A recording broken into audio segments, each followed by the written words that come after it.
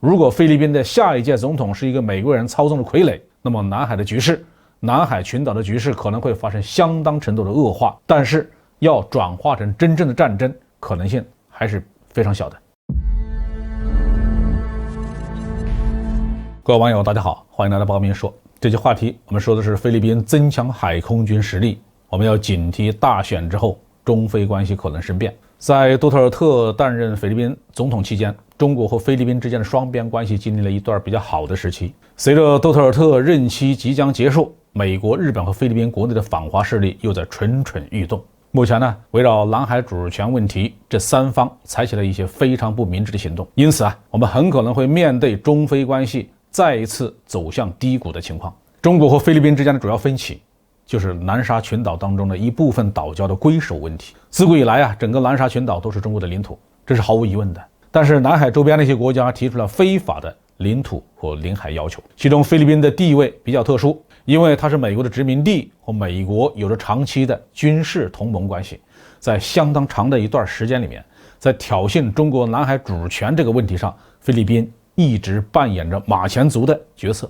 杜特尔特上台之后审时度势，抓住机会改善和中国的关系，一度缓和了南海的局面，也给菲律宾的渔民创造了比较好的生存环境。中国人民解放军和中国海警部队甚至搭救过遇险的菲律宾的渔民。但是在美国看来，杜特尔特这样的举措是大逆不道，简直是把几百年的美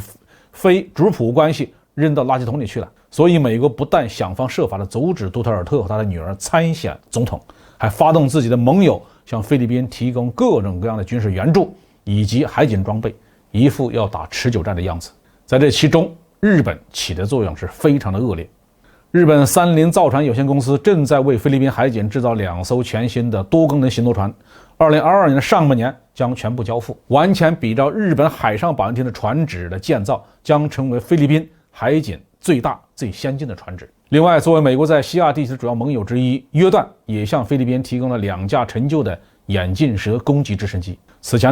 菲律宾已经拥有了6架阿帕奇武装直升机，形成了一支规模不大的武装直升机机队。当然了，以菲律宾方面的维修维护能力或场战保障能力，这8架武装直升机对南海的局面不会产生什么值得一提的影响。真正可能对我们带来威胁的是美国和菲律宾之间的军事同盟关系。美国已经明确的放风告知如果中国武力攻击菲律宾，美国一定会出兵参战。菲律宾是一个主权独立的国家，如果中菲之间真的发生武装冲突，那么战争的性质和台海战争是完全不一样的。美国有充足的条约条文作为借口来介入这场冲突。南海问题一直是中国和东南亚之间的一个复杂问题。中国一方面坚决维护自己的主权，一方面也采取了有效的方式，在南海搁置争议，共同开发，不让领土的纠纷演变成武装冲突，更不让美国这样的霸权主义国家有介入的借口。至今为止，在南海周边国家当中，遭到过中国武力惩罚的只有越南而已。其他国家一直和中国保持着和平对话，即使是菲律宾这种侵占了中国好几个岛礁的国家，中国方面也非常有耐心的和他展开一轮又一轮的谈判，并没有轻易的诉诸武力。中国的这种态度和处理方式，应该说让美国急的是上蹿下跳最近2年来，我们发现一个很明显的趋势，那就是美国非常希望让中国卷入一场很麻烦的战争，一场不合适的战争会打乱中国的现代化进程，让美国有充足的理由纠集全世界的仆从国，阻止中华民族的复兴和崛起。在过去几年里美国方面一直把台湾当作导火索，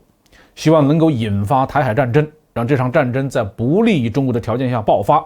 但是中国大陆具有足够的战略定力，审时度势，绝不让美国牵着自己的鼻子走。在这种情况下，美国肯定要寻找新的热点，那么南海是台湾之后的又一个选择。在南海周边的诸多国家当中菲律宾是最容易被美国当作炮灰扔出来的。这主要是因为两国之间的军事合作历史比较悠久。菲律宾作为美国的殖民地，在政治军事上全面的跟随美国已经有将近200年的历史了。而其他的那些国家，包括马来西亚、印度尼西亚甚至越南，都不会轻易的跟着美国的指挥棒起舞。但是